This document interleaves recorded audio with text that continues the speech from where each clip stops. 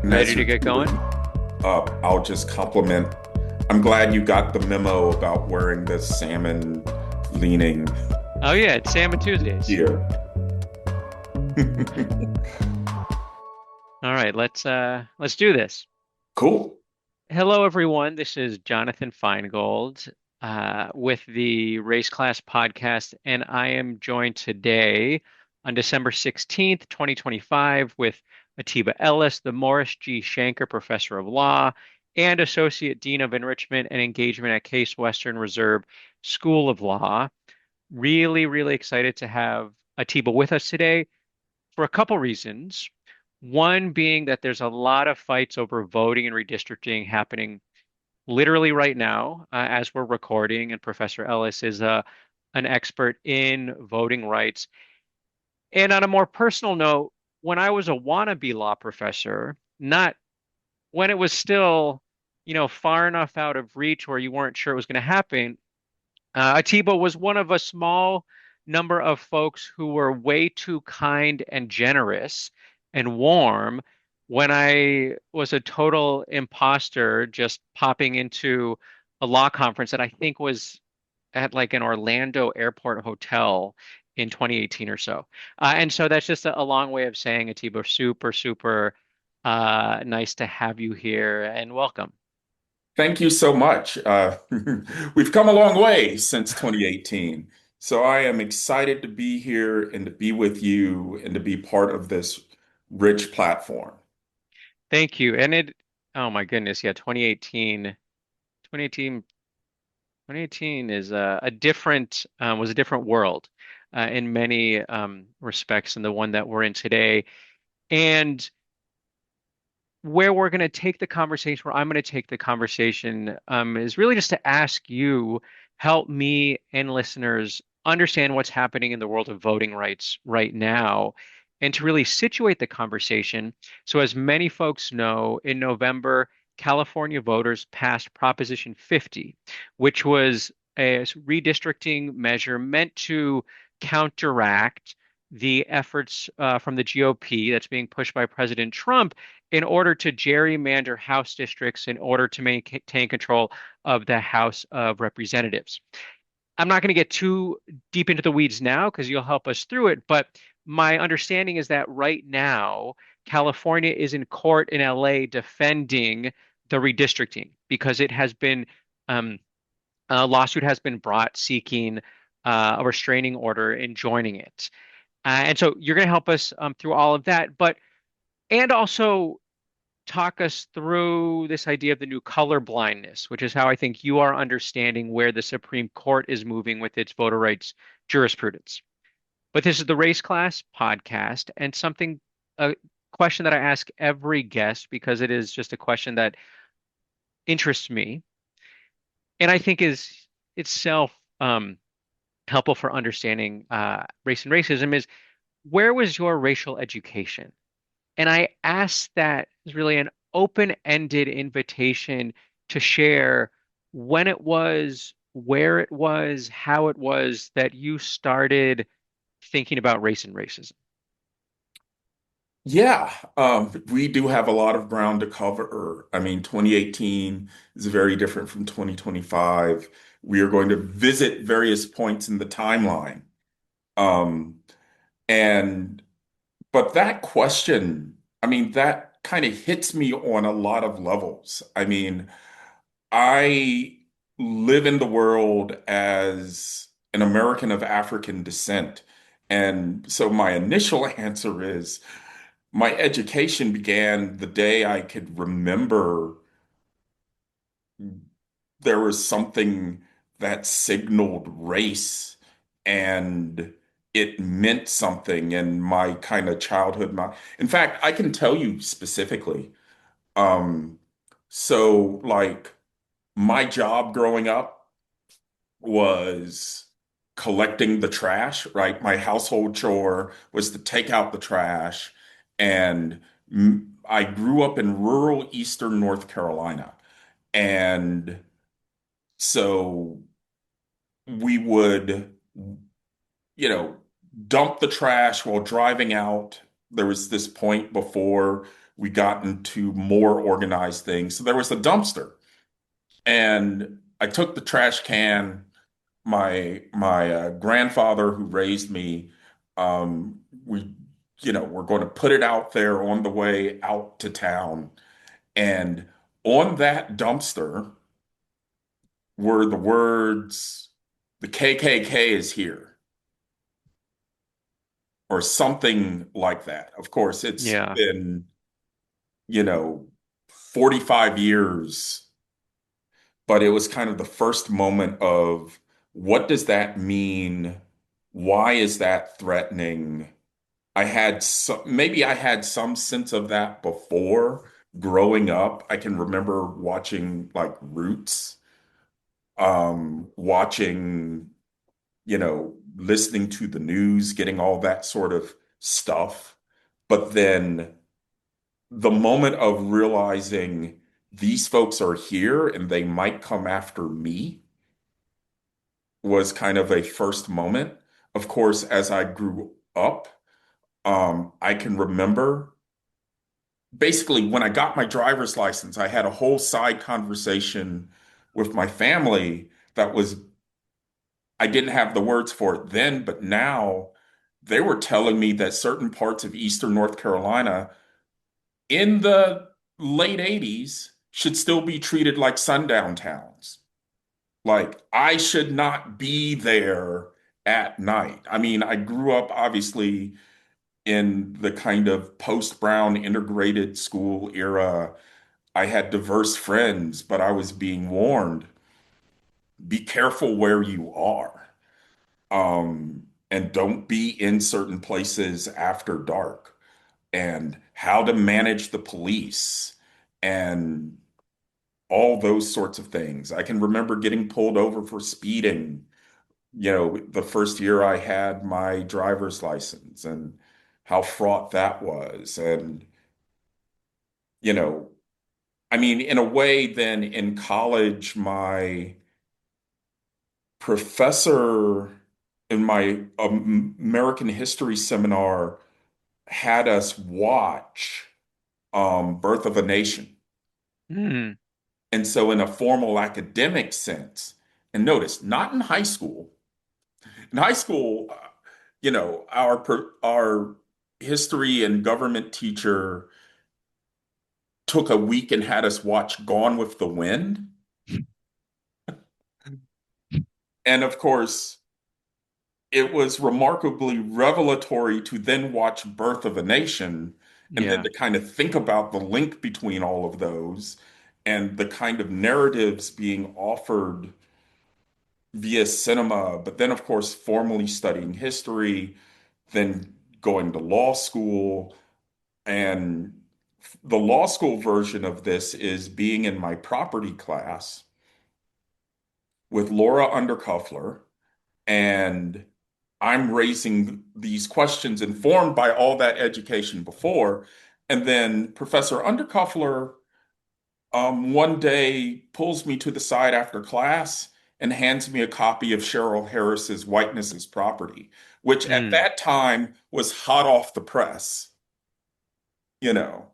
So, yeah, it's very interesting to kind of think, wow, um, all of this intuitive sense, but then having to struggle to kind of find it in my education. Yeah. It's very interesting. And of course, there's a whole other conversation to be had about that idea, in light of the CRT bans and the sort of aggressive forms of wanting to erase race consciousness as a mode of analysis, which, hot take, I think the more people try to erase it, the more attention will be brought to it. But that's a paradox we can explore at some other point. Yeah, no. Except this So actually leads us into what we're here to talk about, right?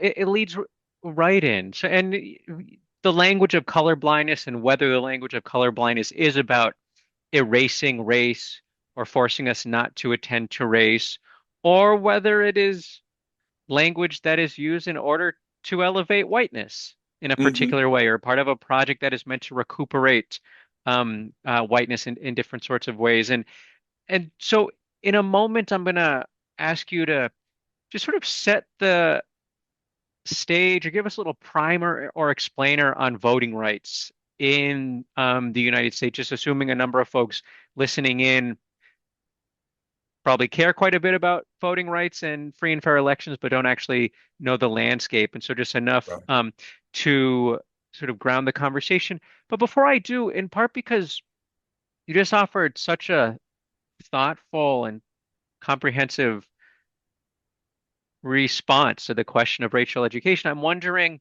if that informed your decision to go to law school, to become a law Mm. professor, to do election law, or if it was other things, or just to what extent, you know, that education, consciously or otherwise, sort of um, pushed you in the direction you ended up going. Yeah. So what's interesting, I can recall writing my personal statement for law school, basically being this ambition of being a civil rights professor, or no, actually a civil rights lawyer. Yeah, But I could imagine the sort of struggle for civil rights. As I mentioned, my grandparents raised me. Um, I felt deeply informed by the stories they told me about the struggle, and um, notwithstanding alternatives, thinking about being a historian, thinking about being a theologian, which is a whole other conversation. I kind of landed on being a lawyer and kind of being civil rights minded in pursuing law was that's what brought me to law school. I mean, I feel like over the oh dear, I'm getting, my 25th reunion was this past spring. I didn't get to go, but I'm like, well, 25 years of this, I have sort of seen a variety of practice and a variety of law teaching, but I seem to always come back to this question of wanting to fight structural discrimination, and particularly the pernicious sort of facially neutral structural discrimination that, yet viewed through the lens of history, was explicitly about elevating a kind of racial hierarchy. yeah, And just you got me thinking about my very first law review article, The Cost of the Vote, which drew from my master's work in history and writing about the parallel between poll taxes and voter identification laws, both of which are facially neutral, arguably discriminatory because of class, and this kind of, is it class or is it race sort of problem. So it's kind of perfectly timed to talk about this on the Race Class podcast, you know, these sorts of things that are proxies and can be explained in various ways. And in fact, that too leads us back to the main topic, because a lot of this conversation right now is about, is it race or is it party? mm, That is, or could or should be used to explain the efforts to gerrymander, right?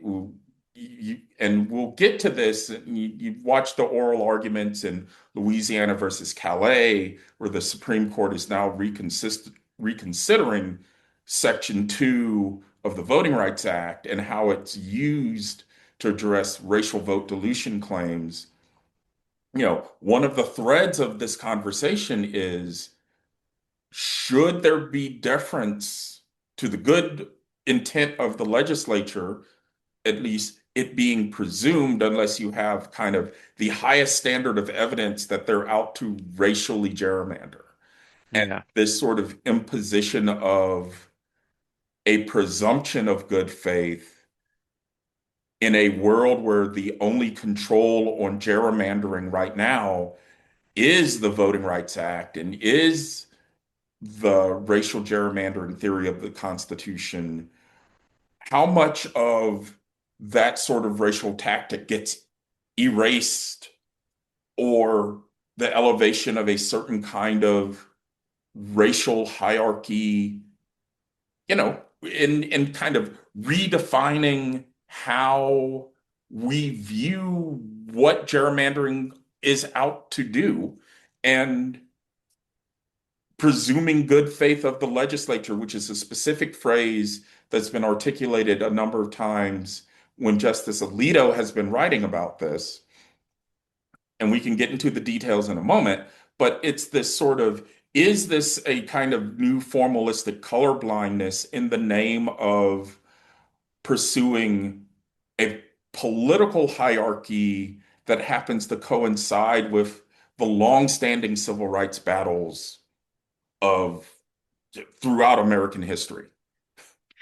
All right. So yeah, so we got, one or two things to unpack Yeah, in just a the couple. in the next 30 minutes. And I will start by ask you again to just sort of lay the groundwork, which I think would include, so, what are the relevant constitutional amendments that we're talking about Mhm. here, relevant parts of the Voting Rights Act, when, like, what do we need to know, and what do we need to know about Supreme Court precedent sort of before right now. But I want to, I guess, before we get into that, just name a couple of the things that have just come up already. So one is, we're in this moment in which the Supreme Court, in its voting rights jurisprudence and elsewhere, is constantly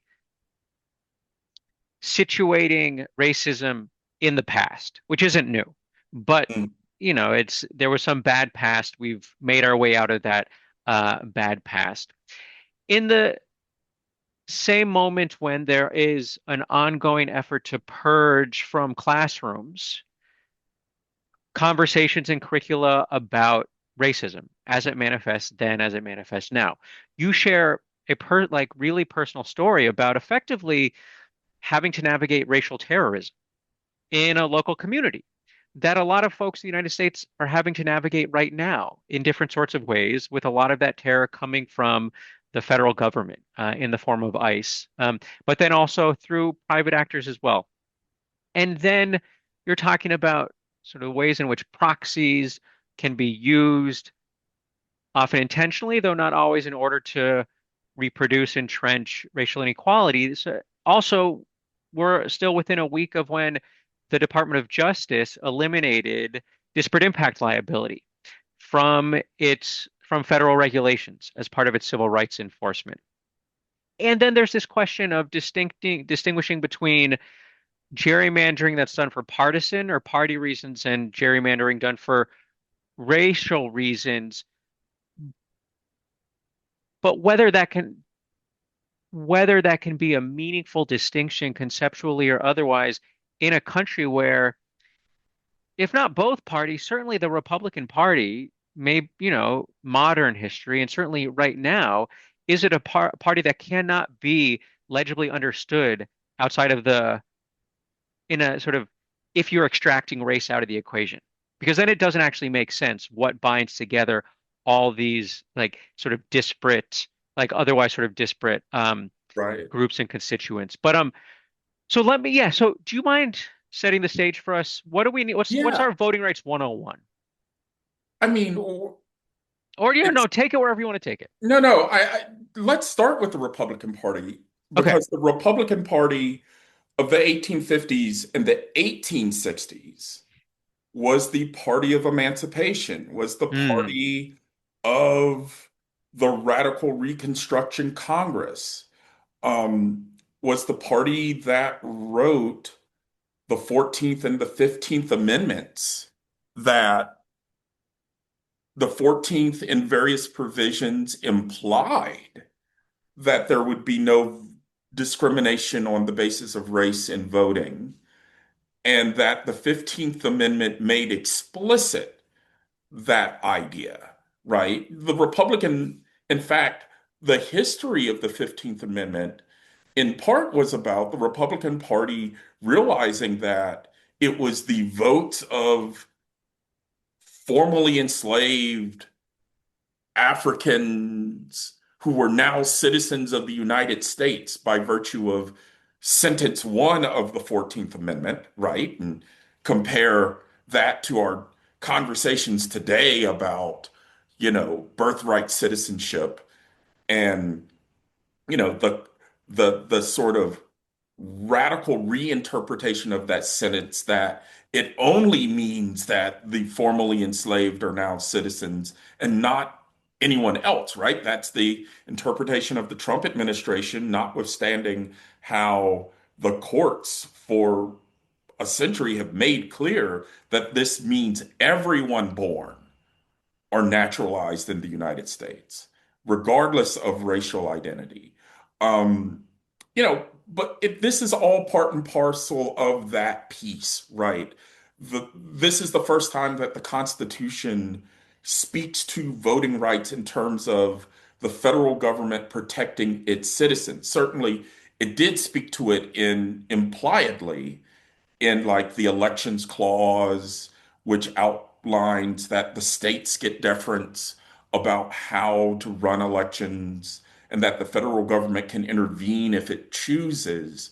But it left it to the states, in 1787, mainly because the founders realized that imposing a national definition for voting in federal elections might be a poison pill, given the differing interests, North versus South, and particularly the South be becoming largely dependent in the decades that follow on the political economy of slavery. And of course, you can't mention the original Constitution without and democracy without mentioning the Three-Fifths Compromise, which allowed the South to count three of every five enslaved people for purposes of the census and the purposes of apportionment of representation in Congress. When I lecture, I often call that the original gerrymander, Mm. right? So race is intimately tied into this. And of course, with Dred Scott v. Sanford, it was the crowning achievement of the pre-Reconstruction era, where by that point, many states had moved from property requirements for, you originally had to own enough property in order to demonstrate a stake in the community. Historians debate, and there is evidence that there were free Black people who could vote, but over the course of the first half of the 19th century, that went away in many states as a condition of universal white male enfranchisement, right? That the deal struck was we can let all white men vote as long as we pass laws ensuring that Black people can't vote. And then Dred Scott v. Sanford, which excludes all persons of African descent, free or enslaved, from citizenship. That one of the logical consequences of that is that if you're not a citizen, you can't vote. And it becomes a severe barrier to voting. So you had the 14th and 15th Amendments to undo that. And you had the period of Reconstruction where there was truly a multiracial democracy, African Americans represented in Congress, in state and local government.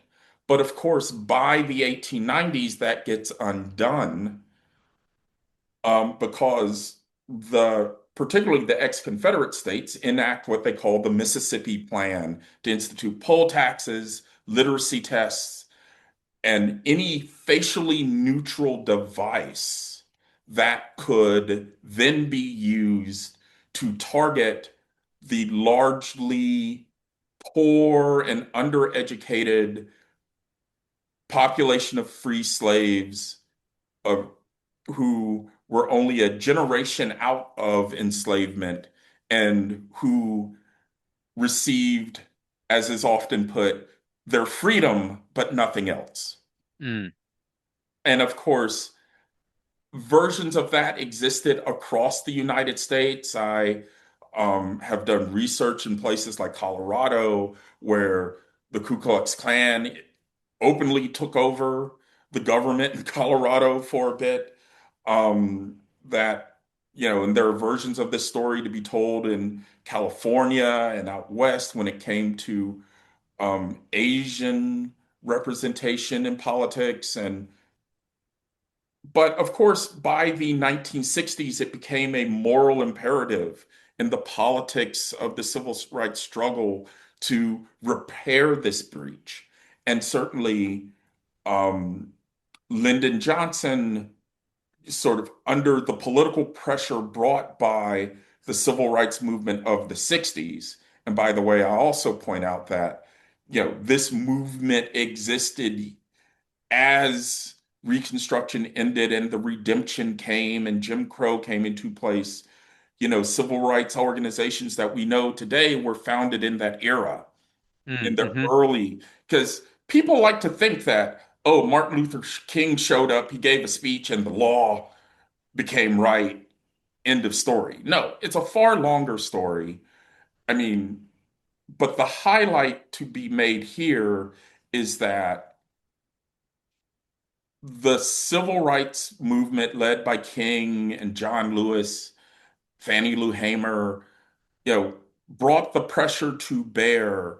And in, the first mass consciousness raising, if you will, of the modern television era, we watch the Selma to Montgomery march devolve into a race riot, which brings the moral pressure on Johnson and the Congress of 1965 to pass the Voting Rights Act. And importantly, the two provisions of the Voting Rights Act that are most important to our story are Section 5, which basically placed the states that had a history of discrimination under the supervision of the federal government when it came to their election laws. And then Section 2, which rearticulated for purposes of statute what the 15th Amendment said, but was never, its meaning was never put into true action, past Reconstruction. And so it gives a general cause of action for discrimination on the basis of race in voting. And importantly, in 1982, it was made clear that we look at the effects of any voting rule or practice on a minority, a racial minority, through the lens of the totality of the circumstances in order to understand whether this impermissibly, you know, prevents that minority group from exercising its political preference. Great. So that's incredibly helpful. And just like I think a worthwhile corollary to note right now is that the current anti-civil rights movement that we are seeing really animate the federal government's approach to governance right now and the systematic dismantling of civil rights entities, laws, infrastructures also is not something that is just emerging with Trump or with, the more recent MAGA movement, but the organizations that are underpinning this, including Heritage Foundation, I believe founded in 1973, and related groups that were formed as a reaction to the civil rights movement Hmm. and Brown and the Civil Rights Act and the federal government in the first time and essentially intervening in order to realize the American aspiration of equality. Um, and so what we are seeing now in a way that in many respects, I think sort of parallels the work of the NAACP is decades of movement work on the right that also involves sort of legal judicial component to it, where you have organizations like the Federalist Society that have been incredibly effective in shaping public discourse, shaping legal discourse, and also getting judges into important roles. And so, all right, so that's bringing us mostly up to the present. So there's actually a lot in the voting rights space that we could be talking about right now. I guess I'm Right. curious, like where you think we should take this conversation. Should we be talking about redistricting? Should we be talking about the Louisiana case in Section 2 that you referenced? I'm going to take your lead here. Yeah. Well, let me react to that invitation in two ways. One, in the modern voting rights discourse, there's often the sort of legal theories around vote dilution and vote denial. And, the call of our conversation today was about vote dilution, right? What we would ordinarily call gerrymandering. Let's take a moment, though, and stop and think about the sort of vote denial problem, right? The problem of um, voter suppression, where individual voters, even though, I often say, another thing I always make a point of saying in speeches is, you know, we weren't a true multiracial democracy until the Voting Rights Act. And what the Voting Rights Act did, among other things, was eliminate literacy tests, um, pile on to make it harder to have, virtually impossible to have poll taxes, ensure that there isn't language discrimination in the administration of elections. And probably most importantly, you know, give a measure of bad actors, by giving a cause of action generally, and then with the states that were under the supervision of Section 5, ensuring that those states could not be retrogressive in the way they created voting laws. Of course, this kind of held the line until um, Shelby County versus Holder.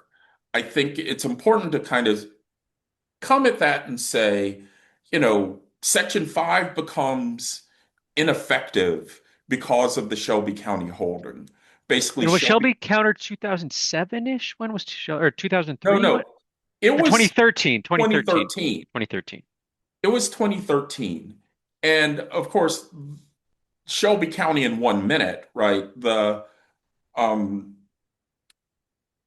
there was a case prior to that, Northwest Austin Municipal District Number One, versus Holder, where this little, you know, utility district in Texas that was under pre-clearance basically said, we think this is unconstitutional.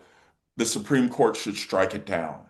The court in, I believe it was an 8-0 decision, found a statutory grounds under the Voting Rights Act to resolve Northwest Austin's claim.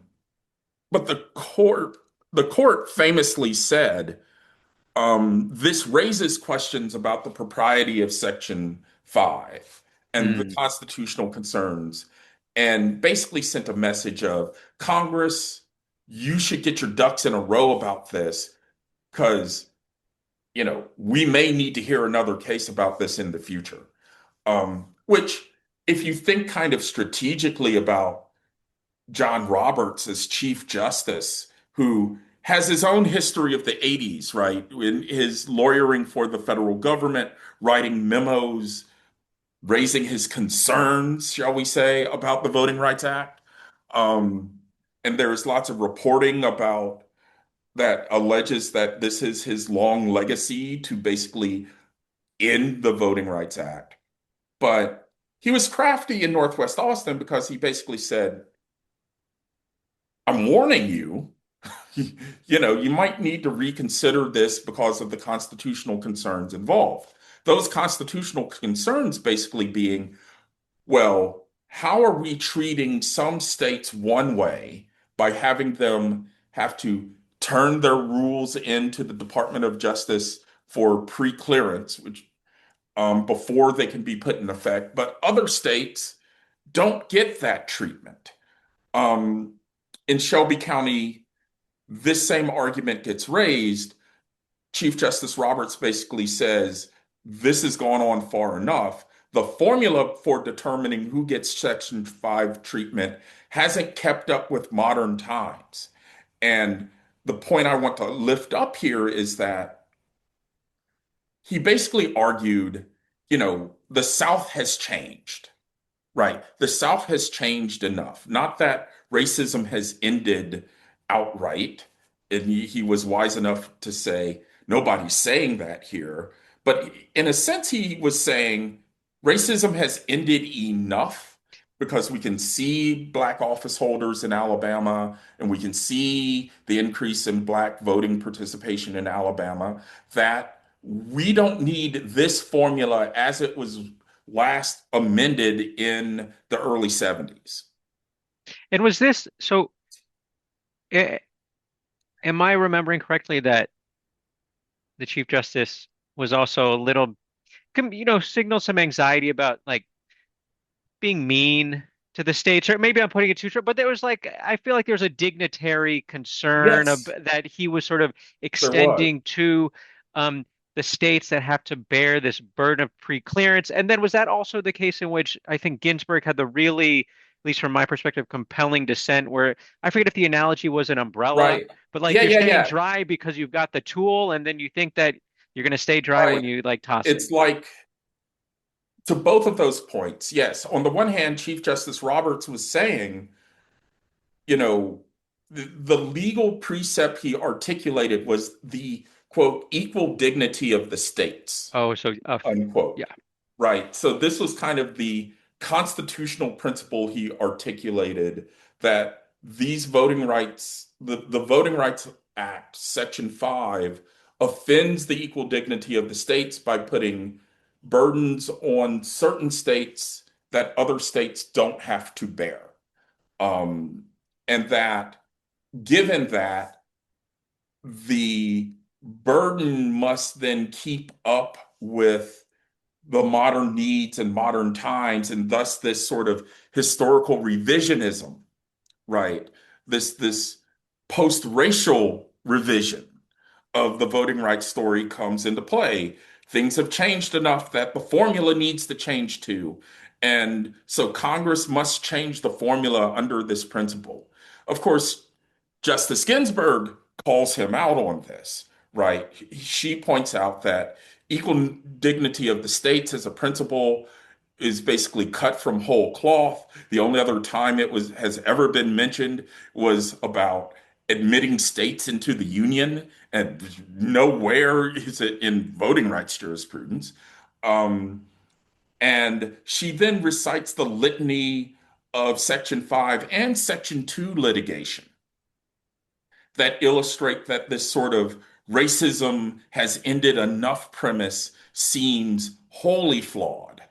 And her analogy, right? It's her argument was, but Section 5 held the line. Now we're getting rid of it. This is like being in the middle of a rainstorm, deciding you're dry, and therefore you don't need your umbrella.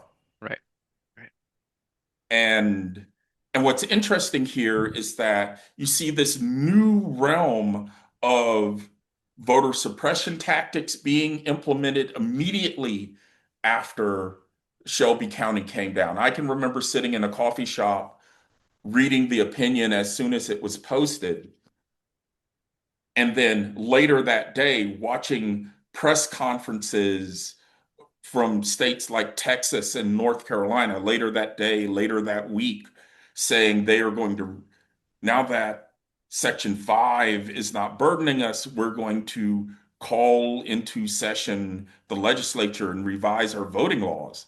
And particularly, there was a case North Carolina NAACP versus McCrory, where North Carolina did this. They asked for a report around African American voting practices, and then the bill they passed basically, in the words of the Fourth Circuit, it targeted with, quote, almost surgical precision Yeah. the African American practices that Black folks in North Carolina, the people who raised me, preferred. Was so there was a um John Stewart segment Mhm. on I don't know, it was on some election official, I think GOP election official in North Carolina, that just Yes, said it was the honestly, chair, the yeah, chair of the Buncombe County, North Carolina GOP. Buncombe County is where Asheville is. okay. And he was basically arguing what's the big deal with having voter ID? And then he basically started saying things like, if the blacks are too lazy to get it, well, then that's on them. And similar riffs. And I can remember, I think Asif Manvi was the interviewer. And after he went off on all this, Manvi said to him, "You realize we can hear you, right?" And hilariously, and yet pointedly, the Fourth Circuit quoted that interview in its North Carolina NAACP versus McCrory opinion to sort of set the stage for how the ideology of North Carolina's omnibus redistricting, or, well, voting bill could be drawn. And these were the voting practices stuff. This is the voter suppression stuff. I mean, at the same time, North Carolina had redistricting bills out there which received similar treatment from the federal and the state courts of the time, right? And so, in some ways, the first point to be made is this isn't just redistricting or this isn't just voter suppression. It's a movement, right? Yeah.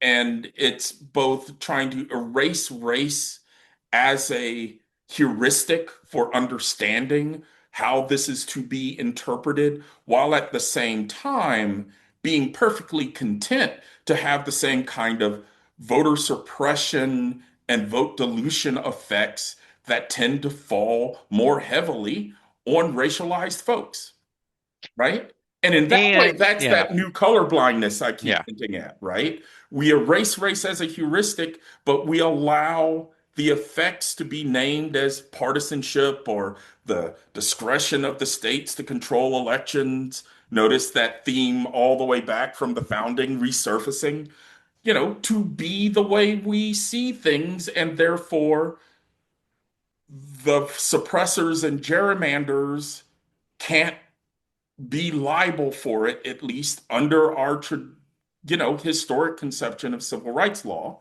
And we're now in this period where they're reshaping the conception, you know. And at the same time, and I don't even know if we're going to have time to get into all of this. Yeah, so there's an erasing of the heuristic to sort of render cognizable what I think most members of the public clearly would understand, or intuitively understand as efforts meant to, at a minimum, dilute, if not wholly deny, the ability for people of color to be voting.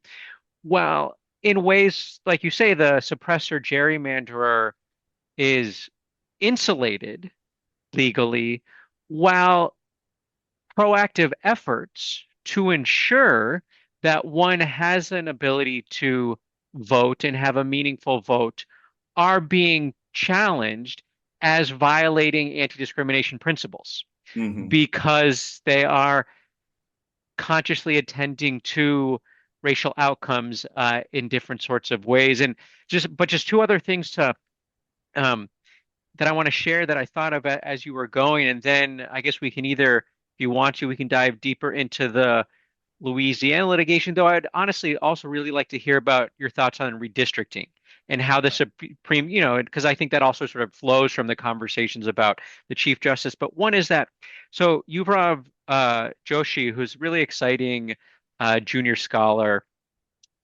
he spoke to one of my classes a couple years ago, and he was presenting a paper, and in it, the paper was about trans sort of restorative justice and transitional democracies and transitional justice. And as he's talking about transitioning or transitional democracies, so relatively newish, youngest democracies, he includes the United States, which empirically is true. Especially sort of given, you know, the other states that we are sort of understanding as transitional that are sort of becoming multi-democratic or fully democratic societies in the sort of mid to sort of second half of the 20th century. And it was just this moment for me when I read that in his piece where I was struck by how, like, none of the facts that he was sharing were new, but I had never before thought of the United States as a transitional or young democracy, because that's not how we talk about ourselves. Even if, as a matter of fact, we certainly, you know, at like, I don't know, is it 1960? Is there an argument that we were a democracy pre-1965? Maybe the 13 to 17 years of Reconstruction. Um, Yeah, I think that in a lot of ways, this sort of legacy notion, which, um, as you were talking, I was thinking about, and there's a lot of discourse around America is a republic, not a democracy, mm, right? yeah. And, a discourse that has been made famous by the Heritage Foundation, you mentioned them, um, and And embedded in that is the notion that the constitutional design in yielding power to the states to define who could vote for holders of federal office was designed to limit the amount of democracy that was to be had, to and also to ensure that the U.S. House of Representatives would be the only directly popularly elected component of the government, right? The Electoral College elected the president. The state legislatures appointed senators, and those senators appointed the federal bench, right? Um, so yes, if you take that argument seriously, then the extent to which we can call ourselves a democracy was quite limited. And as we said earlier, there are kind of um, a racial political economy that is also in effect. So to the extent that there is participation, that was, we by the mid 19th century, right? Mid 1800s are recognizing those limits. Those limits were broken for that period of Reconstruction, but ultimately reinstituted by the end of the 19th century. And and the Voting Rights Act broke the ice of all of that. So when one argues the long legacy of democracy in the United States, from the founding, we're basically next year is the 250th anniversary of the Declaration of Independence and the founding of the United States. But how much of that 250 years is kind of authentically egalitarian, inclusive, multiracial democracy? Only a fraction of it. So if it is a democracy, it is a democracy cabined by caste. Mm, yeah, which is a big caveat, and never uncontested, even as Right. we are seeing now and talking about now. And all right, I got to And I discipline think myself. Yeah. And I mean, this leads into talking about redistricting. This Yes. leads into talking about Calais. There is fortunately a connection there, right? Because, of course, as old as the democracy is the gerrymander, right? You know, the gerrymander coming from Eldridge Gerry wanting to draw districts in Massachusetts in the early 1800s. And he was satirized as drawing a district that was so disproportionate and it looked like a salamander. You know, it was called the gerrymander, and the name has stuck for basically 2 centuries. Um, but of course, the idea is that the politicians get to choose their electorate in a way that they can guarantee a result, or at least as come as close as possible, rather than the electorate in districts drawn in some way neutrally, although one must query what does neutral mean in this context. Um, Letting the people decide, right?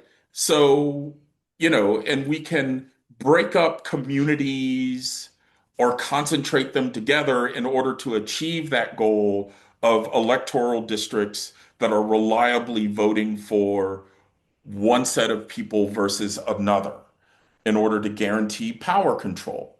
Now, there's a whole lot we could say, but let me hit just a few highlights. One, in the modern circumstances around this, the Supreme Court of the United States had always shied away from a theory of this under the Constitution, right?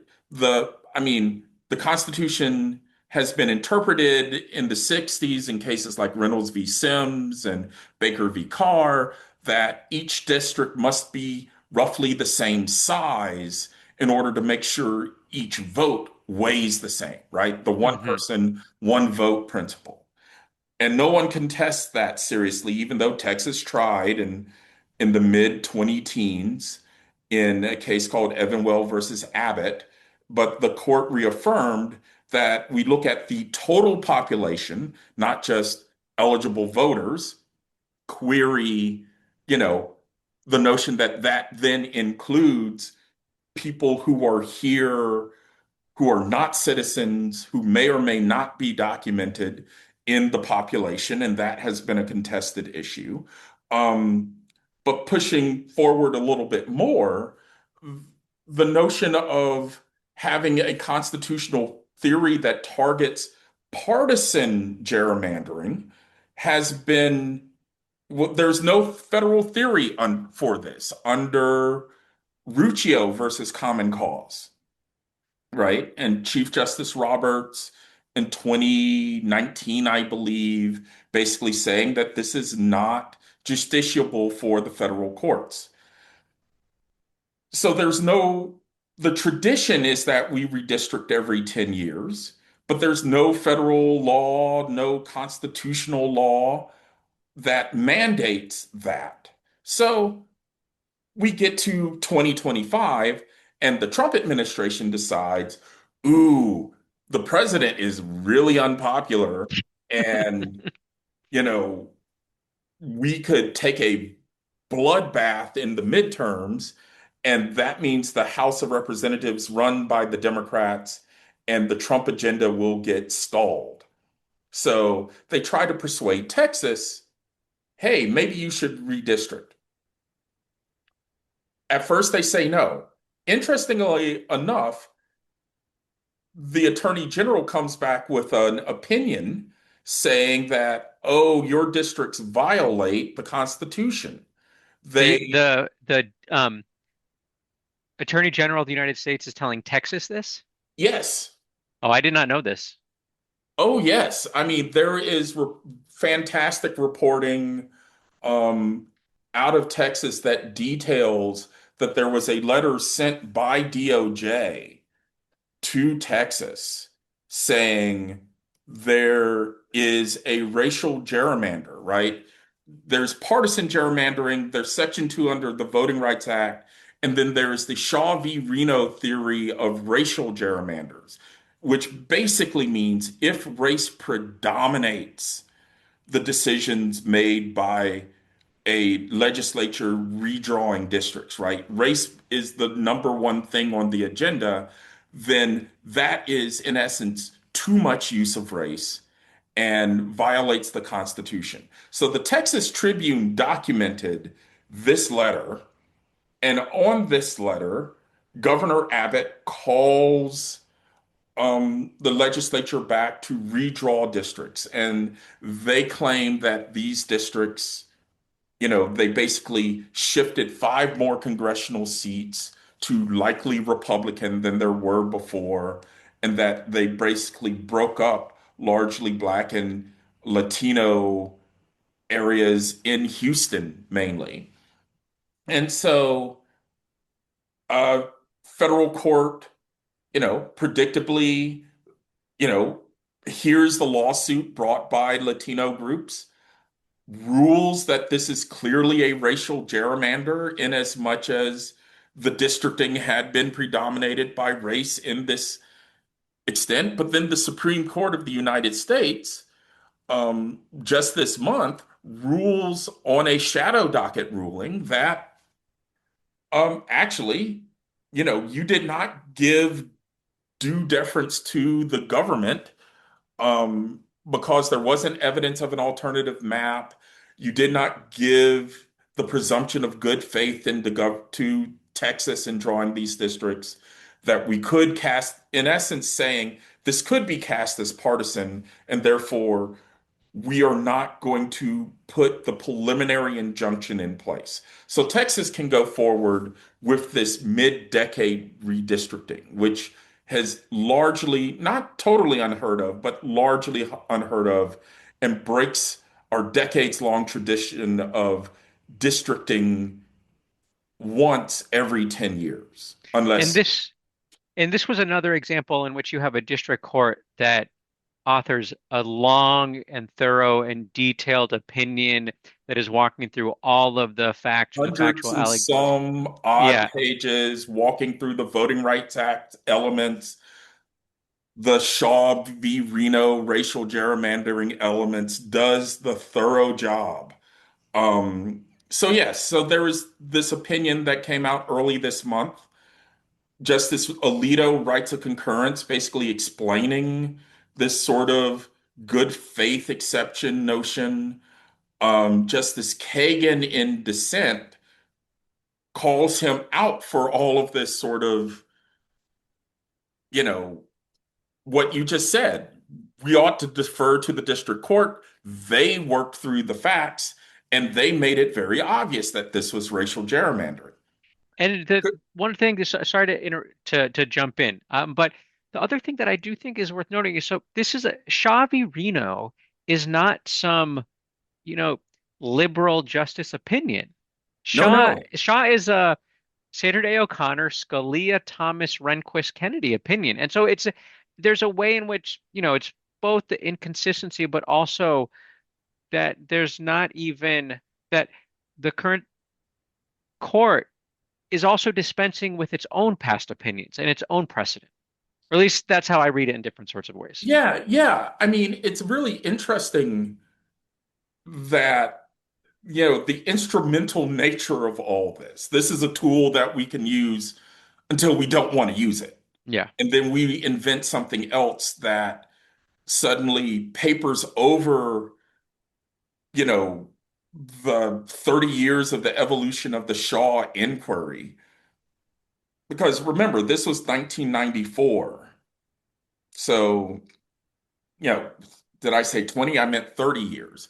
Um, and and yet by arguing, and Justice Alito, in a prior opinion, Alexander versus South Carolina NAACP, where the South Carolina legislature wanted to redistrict more in favor of Republicans, wanted to move voters around Jim Clyburn's seat. Um, you know, this is where this notion came from because Alito got to write the opinion in the majority. This is a claim that he had made in dissent, I believe, a decade or so prior. And of course, the dissent there calls him out for that. But, yeah, this sort of shifting realignment of the law that at least appears to correlate with the shifting political notions that seem to install this sort of Trump era notion of Republicans, which also happens to correlate with the fact that the country is diversifying, the minority political power is transforming, and as others have feared, there's sort of, you know, people like Ari Berman are talking about, this is likely minoritarian rule being put in place because the rules and the power basically are used to being entrenched. Now, it's worth making one other point because I know we've been going on for a while, but Louisiana versus Calais is the Yeah. background of all this. Well, so there are two other points. One, before we get to Calais, let's just at least mention, as we said at the top of the broadcast, that the mirror image litigation is happening in California, right?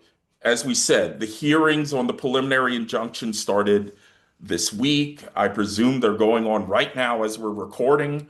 Um, California, that had an anti-political gerrymandering provision in its own constitution that left the redistricting to an independent commission. Governor Newsom, hearing what Texas had done in this past summer, sets the ball in motion to set California up to temporarily amend its constitution to allow a partisan gerrymander to move 5 seats more pro-Democrat. And so, because of that, there had to be both, you know, a a bill from the legislature authorizing this and a temporary amendment of the California Constitution, which was ratified on Election Day this year. The day after Election Day, um, the Republican Party and its private plaintiffs all sued. I believe a day or two after that, the US government joined the suit in favor on the side of the Republicans, alleging that Prop 50 was an impermissible racial gerrymander because it created districts that weren't just pro Republican, but I'm sorry, that weren't just pro-Democrat, but that they were also largely minority, specifically Latino influenced districts. So now they're saying this is impermissible racial gerrymandering that should not be permitted. And so right now the litigation is happening. And I think a question that we need to keep our eye on is, notwithstanding whatever happens in the lower court, will the Supreme Court give the same deference to California, this presumption of the good faith of the legislature, that it gave to Texas? Do you want to make a prediction on the And, record? and I think on the record, You right, don't go have to. ahead. Well, I'll say that the principled response should be yes, right? What's good for the goose is good for the gander. If our theory is that the court is being instrumentalist, as we've just alluded to, I suspect that they'll find a way to strike down California's gerrymander, even though it took a pass on Texas's. Um, so we'll see which one will bear out.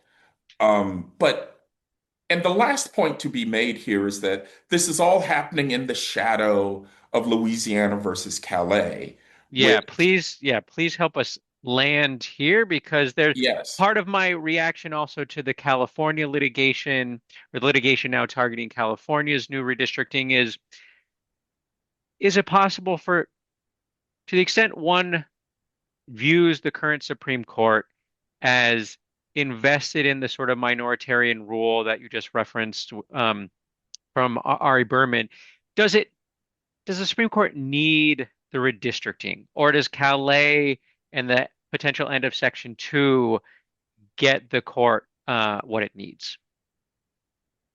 Well, I think that from a short-term instrumentalist perspective, right, it's not necessary, right?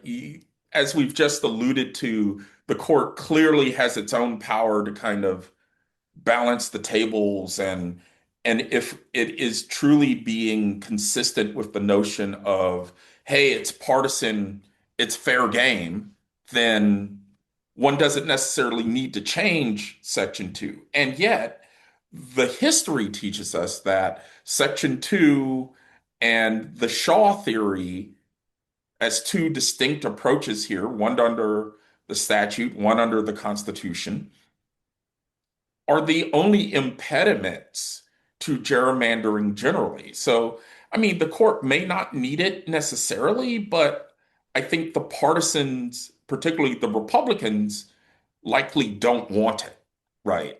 Because, and in a way, this is part of a kind of post-racialism dynamic. And Like, when you, oh, sorry, and so when you say it, they don't want Shah because Shah sort of cabins the potentially the ability to engage in partisan gerrymandering. yeah, and yes, but to a greater extent, Section 2, Oh, right. Yeah. right?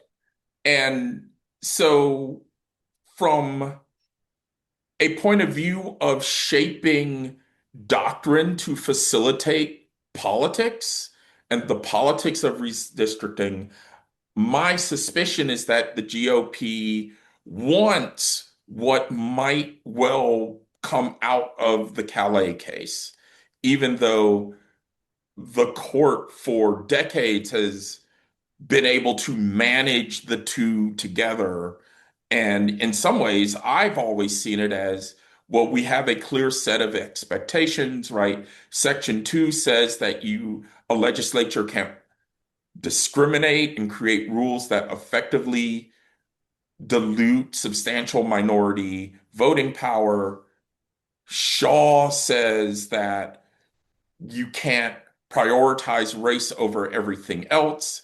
As I like to tell my class, this creates the two goals of the goalpost, right? You can't use race too much, but you also can't use race adversarially.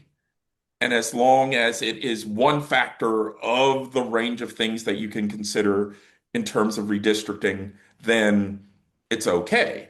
Of course, this plays this comes up in Calais in as much as Louisiana, like Alabama, like North Carolina, like a number of other states, was found to violate the Voting Rights Act.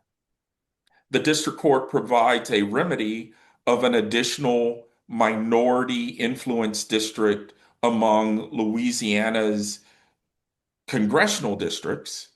And then the Calais plaintiffs, who claim they are non-African American voters in Louisiana, basically says that that conscious use of race violates Shaw. It's using race too much per se. And so we see this litigation go to the Supreme Court. The district court finds in favor of the Calais parties. And so the Robinson plaintiffs, who originally brought the Section 2 suit, are appealing this to the Supreme Court. So we see this very interesting argument in Calais that, on the one hand, tries to parse Section 2 as a tool meant to ferret out the discrimination that the 15th Amendment says cannot exist. And then the remedy imposed by a district court is what it can exercise within its good judgment. It need not necessarily be race conscious, but can be. And therefore, the balance with Section 2 is to be struck with the Constitution. And this happens against the backdrop of Allen v. Milligan having happened 2 years ago, where the court, on a stare decisis grounds, reaffirms Section 2. But note, Chief Justice Roberts asks a question to make clear that the Calais facts are different from the Allen v. Milligan facts. Um, but then you get the state of Louisiana and the United States coming back again and again to a theme of any use of race is racial stereotyping in, and hold on to your hats, folks, in the Students for Fair Admissions versus Harvard College sense. Yeah, I really want to make this bridge between the affirmative, like the race or the affirmative action race jurisprudence, the voting race. Yeah, so take, So yeah, yes, bring it home. this is the shocker, right? The shocker is, and I'm sure your listeners are familiar with SFFA, but here's the 20-second refresher, right? Supreme Court strikes down the use of race conscious admissions, um, basically saying that admissions are to be, in a word, colorblind, right? And that each individual student should be considered on their merit. You see the concurrence, particularly from Justice Thomas, arguing vociferously for, you know, the notion that this is what the Constitution meant. This is what the 14th Amendment means. This is what the legacy of Brown means, that there be colorblind, individualistic consideration. Of course, you have Justice Jackson in dissent arguing that that makes no sense, right? That color consciousness is as old as the Freedmen's Bureau in terms of looking at remedies, and that this isn't sort of racial stereotyping. This is, remedying structural discrimination. I'm speaking in very broad terms, but the idea that any race consciousness in terms of formulating a remedy offends the Constitution when decades ago we wanted to implement this, when the court 2 terms ago endorsed Section 2. And the truest irony of all is this is the place where in the Constitution where race is explicitly mentioned, And right? And yeah. and so trying to rewrite things in a way that I view as we're starting to turn our meetings from race being a factor, race consciousness in the democracy context is actually a structural discrimination problem to be solved, into a meaning of stop discriminating on the basis of race. Stopping it is the only way to stop it. Remember a little riff on John Roberts and Yeah. Parents Involved. Um, that becomes the heuristic through naming race consciousness as stereotyping in that SFFA sense that was discriminatory there, and just wholesale applying it to considerations of structural racism.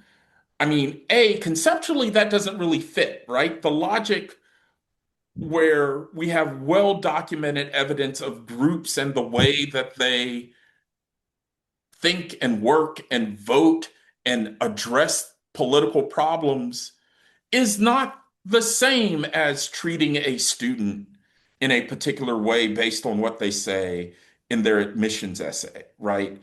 So we're sort of disputing self-determination. We're putting people into boxes based on their identity and then saying, well, that boxing in the name of neutrality is actually okay.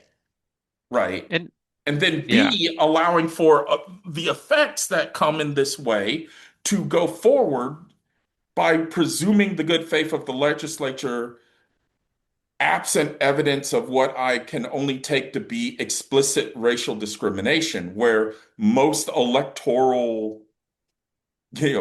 legislatures, the dude Buncombe County being the exception, know not to say the quiet part out loud. Right. And this is, this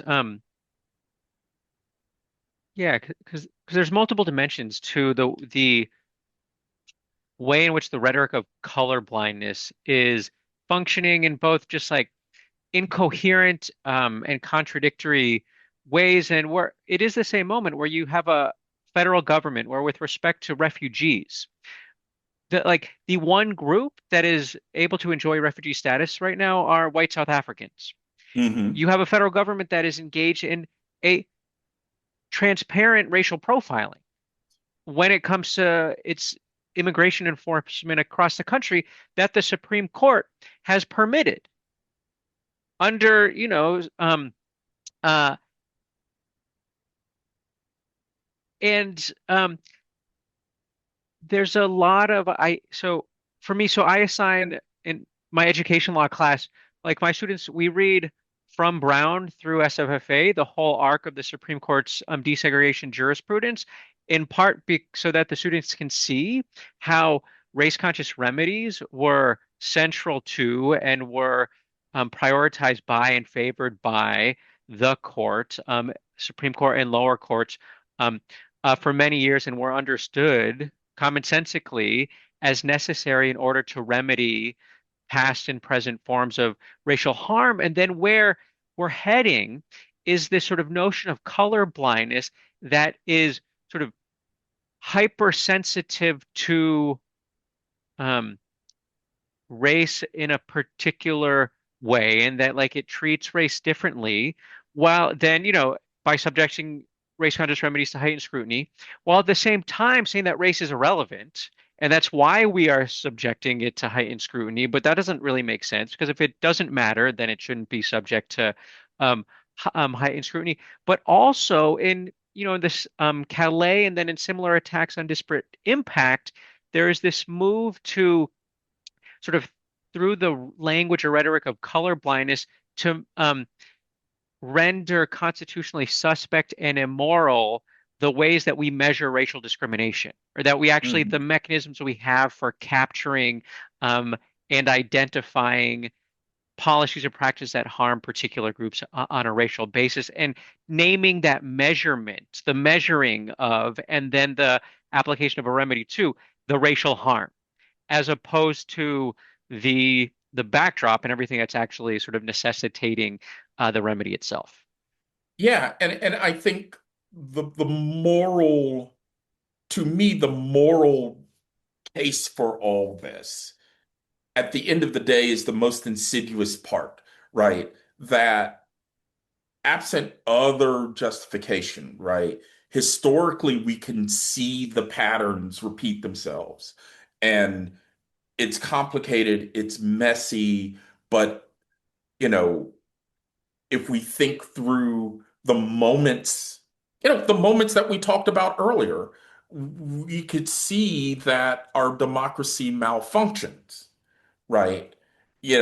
Democratic aspirations cannot bear the weight of caste distinction, right? And what was thought to be a moral consensus in that notion now is getting undone by this sort of renaming, reframing, and making and erasing that heuristic of things that tend to replicate caste interfere with democratic aspirations.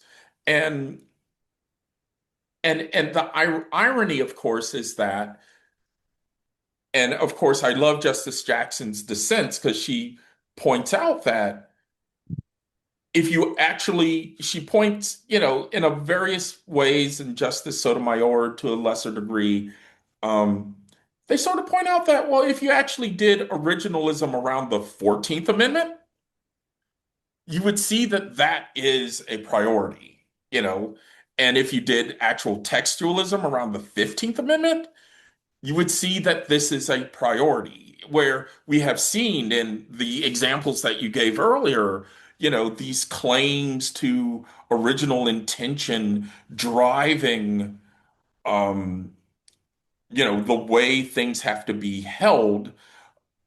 And yet, when we get to the one place in our constitutional jurisprudence that is explicitly and consciously written to be conscious about race, we suddenly back away from race consciousness and point to notions like sovereignty, in Shelby County and the good faith of the legislature, as we're seeing in like Calais and these disputes in Texas.